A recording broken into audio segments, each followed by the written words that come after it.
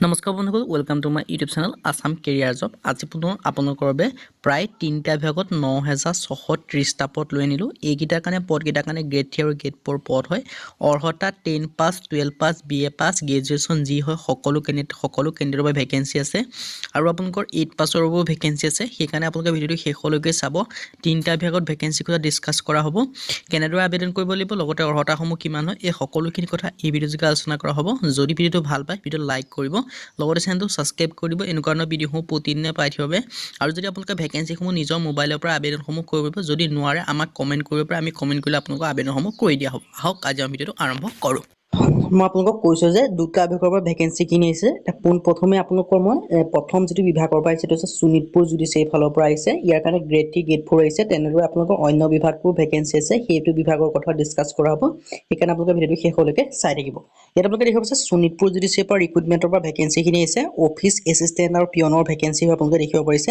আৰু নটিছখন আহিছে আপোনালোকৰ 6 মে' তাৰিখে, বেছি দিন হোৱা নাই। আপোনালোকে আবেদনসমূহ কৰিব পাৰিব।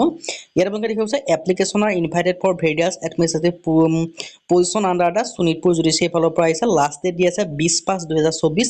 আপোনালোকে মে' মাহৰ 20 তাৰিখলৈকে ভেকেঞ্চি কেইটাৰ কাৰণে আবেদন কৰিব পাৰিব। গ্ৰেড 3 আৰু গ্ৰেড 4 ভেকেঞ্চি হয়। আৰু আপোনালোকে দেখিব পাইছে the office of the legal aid defence counsel system Sonitpur Assam under Sonitpur judiciary Assam মোৰ পৰা ভেকেঞ্চিখিনি আহিছে। আপোনালোকে ধুনীয়াকৈ দেখিব পাৰিছে। আৰু ইয়াত আপোনালোকৰ এটা বৃহৎ সুযোগ হয় বুলি ক'ব পাৰি, কাৰণ অসম চৰকাৰৰ শোণিতপুৰ জুডিচিয়াৰী ফালৰ পৰা ভেকেঞ্চি, যিটো অফিচ এছিষ্টেণ্টৰ ভেকেঞ্চি আছে তাৰ কাৰণে ভেকেঞ্চি আছে এটা। মই আপোনালোকক কৈছোঁ যে 9 পৰা 10,000 ভেকেঞ্চি আহিছে বুলি। ক'ত আপোনাৰ সেই ভেকেঞ্চিখিনি আছে আপোনালোকে ভিডিঅ'টো শেষলৈকে চাব। আৰু অন্য বিভাগটোৰ পৰা 4 পৰা 5,000 ভেকেঞ্চি আছে, তেনেদৰে আমি ডিছকাছ কৰা হ'ব। ইয়াত আপোনালোকে দেখিছে নাম্বাৰ অফ ভেকেঞ্চি এটা আছে। মান্থলি চেলাৰী আপোনালোকক দিয়া হ'ব 18,000 টকাকৈ। আৰু এডুকেশ্যন কোৱালিফিকেশ্যন দিয়া হ'ব, গ্ৰেজুৱেশ্যন বিচাৰিছে। লগতে proficiency in basic computer application MS office word, মানে আপোনালোকে কম্পিউটাৰৰ MS office word, excel, PowerPoint, DTP এইকেইটা বিষয়ে আপোনালোকে জানিব লাগিব। আৰু এক্সেলেণ্ট টাইপিং স্কিল আপোনালোকৰ হ'ব লাগিব। এবিলিটি টু ট্ৰেন্সক্ৰিপ্ট আপোনালোকৰ ডিক্টেশ্যন চুটলিপি লিখিব পৰা হ'ব লাগিব। আৰু এজ ক্ৰাইটেৰিয়াৰ ক্ষেত্ৰত 18 পৰা 40 বছৰ বয়সৰ সকলো কেণ্ডিডেট আবেদন কৰিব পাৰিব। লগতে আপোনালোকে এজ ৰিলেক্সেশ্যনসমূহো পাব। SC কাৰণে 5 বছৰ 25 বছৰলৈকে আবেদন কৰিব পাৰিব। OBC 3 বছৰ 43 বছৰলৈকে আবেদন কৰিব পাৰিব। আৰু PWD 10 বছৰ 50 বছৰলৈকে আবেদনসমূহ কৰি ল'ব পাৰিব। আৰু পিয়নৰ কাৰণে আপোনালোকৰ কণ্ট্ৰেকচুৱেল ভেকেঞ্চি আহিছে। ইয়াত আপোনালোকে দেখিব পাইছে পিয়নৰ কাৰণে ভেকেঞ্চি আহিছে। ইয়াৰ কাৰণেও এটা ভেকেঞ্চি আছে। আৰু মান্থলি চেলাৰী আপোনালোকক 12,500 টকাকৈ দিয়া হ'ব। আৰু এডুকেশ্যন কোৱালিফিকেশ্যন বিচাৰিছে minimum 8 pass, candidate with qualification of HSLC or higher eligibility to apply। আৰু দেখিব পাইছে ইনএলিজিবল আপোনালোকৰ মিনিমাম 8 পাছ হ'ব লাগিব, কিন্তু হাই ছেকেণ্ডেৰী পাছ বা তাতকৈ ওপৰৰ কেণ্ডিডেটলৈ আবেদনসমূহ কৰিব নোৱাৰিব। মাত্ৰ 8 পাছ আৰু 10 পাছ কেণ্ডিডেটহে আবেদনসমূহ কৰি ল'ব পাৰিব। তাতকৈ ওপৰৰ যিসমূহ হাই ছেকেণ্ডেৰী পাছ কৰিছে তেওঁলোকে আবেদনসমূহ কৰিব নোৱাৰিব। আৰু এজ ক্ৰাইটেৰিয়াৰ ক্ষেত্ৰত 18 বছৰ হ'লে আবেদনসমূহ কৰিব পাৰিব। 18 পৰা 40 বছৰৰ ভিতৰত হ'লে আপোনালোকে আবেদনসমূহ কৰি ল'ব পাৰিব। ইয়াৰ বাবে ধুনীয়াকৈ দেখিব পাৰিছে। আৰু হাউ টু এপ্লাই, সেই ভেকেঞ্চি কেইটাৰ কাৰণে আবেদন কৰিবলৈ আপোনালোকে অফলাইন যোগে আবেদন কৰিব লাগিব। ইয়াত কোনো এপ্লিকেশ্যনৰ ফিজ দিয়াৰ প্ৰয়োজন নাই। আপোনালোকে অফলাইন যোগে আবেদন কৰিব লাগিব। অফলাইন যোগে আবেদন কৰিবলৈ আপোনালোকৰ এডুকেশ্যন কোৱালিফিকেশ্যনৰ age proof, caste certificate, valid employment exchange এইকেইটা লাগিব, তেতিয়া আবেদনসমূহ কৰি ল'ব পাৰিব।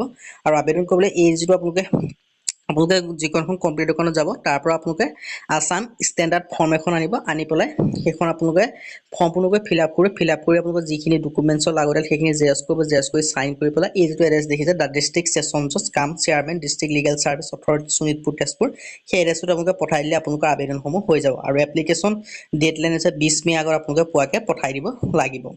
যদি আপোনালোকৰ এইখন এডভাৰটাইজমেণ্টৰ লিংক লাগে আমাক কমেণ্ট কৰক, লগতে আপোনালোকে ভেকেঞ্চি নাম উল্লেখ কৰি দিয়ক, তেতিয়া আমি আপোনালোকৰ লগালগ এডভাৰটাইজমেণ্টখনৰ উল্লেখ কৰি দিম।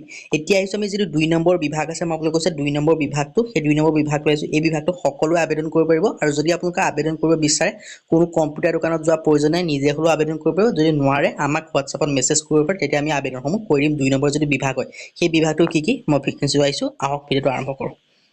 2 নম্বৰ যদি বিভাগ হৈছে ৰেলৱে প্ৰটেকশ্যন ফ'ৰ্চ কনষ্টেবলৰ ৰিক্ৰুটমেণ্ট হয়। ইয়াৰ কাৰণে অৰ্হতা 10 পাছ হয়। 4,208টা ভেকেঞ্চি আছে। আৰু অনলাইন যোগে আবেদনসমূহ কৰিব পাৰিব, নিজে হ'লেও কৰিব পাৰিব। আৰু কোনো কম্পিউটাৰ দোকানত যোৱা প্ৰয়োজন নাই, আমাক কমেণ্ট কৰিব পাৰে, হোৱাটছআপ মেছেজ কৰিব পাৰে, দেন আমিও আপোনালোকৰ আবেদনসমূহ কৰি দিয়া হ'ব।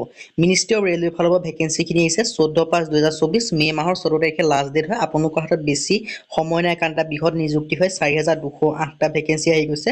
নেম অফ দ্য পোষ্ট দেখিছে কনষ্টেবল এক্সিকিউটিভৰ ভেকেঞ্চি হয় নেম অফ দ্য পোষ্ট আৰু 4208টা মেল কেন্দ্ৰৰ কাৰণে 3577টা ভেকেঞ্চি হয় ফিমেলৰ কাৰণে 631টা আৰু পে লেভেল আপোনালোকক দিয়া হ'ব 21700 পৰা এডভাৰটাইজমেন্ট নম্বৰ আপোনালোকে দেখিব পাৰিছে ইমেইলটো দেখিব পাৰিছে আৰু আপোনালোকে দেখিব পাৰিছে নেশ্যনেলিটি ইণ্ডিয়ান হ'ব লাগিব আৰু আপোনালোকৰ মাত্ৰ কোৱালিফিকেশ্যন বিচাৰিছে মেট্ৰিক পাছ মানে HSLC পাছ 10 পাছ হলে আবেদন কৰিব পাৰে 10 পাছ 12 পাছ গ্ৰেজুৱেশ্যন সকলো কেণ্ডিডেট আবেদন কৰিব পাৰে 10 পাছ হলে আবেদন কৰিব আৰু অনলাইন যোগে নিজৰ মোবাইলৰ পৰা আৰু এজ লিমিটৰ ক্ষেত্ৰত 18 পৰা 28 বছৰৰ ভিতৰত হলে আবেদন কৰিব পাৰিব আৰু এজ লিমিটটো 1 জুলাই 2024 এটো চাই ল'ব পাৰে যিসকলৰ এজ 1 জুলাই 2024 হলে 18 বছৰৰ পৰা 28 বছৰৰ ভিতৰত হয় তেওঁলোকে আবেদনসমূহ কৰিব পাৰিব আৰু ইয়াত এজ ৰিলেক্সেশ্যন সমূহ দিছে SC কেনে 5 বছৰকৈ এজ ৰিলেক্সেশ্যন পাব OBC কেনে পাব 3 বছৰকৈ আৰু ইয়াত আপোনালোকৰ এডুকেশ্যন কোৱালিফিকেশ্যনৰ ক্ষেত্ৰত কৈছে মাত্ৰ 10 পাছ হলে আবেদনসমূহ কৰি ল'ব পাৰিব কিন্তু এই ভেকেন্সি কেইটাৰ কাৰণে আবেদন কৰিবলৈ আপোনালোকে এটা এপ্লিকেশ্যন ফিজ দিব লাগিব SC কেনে 250 টকা ST কেনে 250 টকা যিমান ফিমেল আছে ST হওক SC হওক OBC হওক জেনেৰেল হওক কোনো কথা নাই 250 টকা দিলে হ'ল এক সাৰ্ভিসমেনৰ কাৰণে 250 টকা মাইনৰিটি কাৰণে 250 টকা হয় আৰু যিসমূহ ইকোনমিক্যাল ব্যাকৱাৰ্ড ক্লাছ EWS যদি EWS হয় তেতিয়াও 250 টকা আৰু আদাৰ্ছৰ কাৰণে 500 টকা আৰু পেমেন্ট মোড আপোনালোকে অনলাইন যোগে কৰিব পাৰিব আৰু আবেদন কৰিবলৈ যিটো RPF ৰ অফিচিয়েল ৱেবছাইট আছে ৰিক্ৰুটমেন্ট পৰ্টেল আছে তাত গৈ আবেদন কৰিব পাৰে নাইবা আমাক কমেন্ট কৰক আমিও আপোনালোকক আবেদনসমূহ কৰি দিম আজি ভিডিও ইমানে যদি ভিডিও ভাল পালে লাইক কৰিব লগতে চেনেলটো সাবস্ক্ৰাইব কৰি দিব এনেকুৱা ভিডিওসমূহ প্ৰতিদিনে পাই থাকিব আজিলৈ পৰৱৰ্তী ভিডিঅ'ত লগ পাম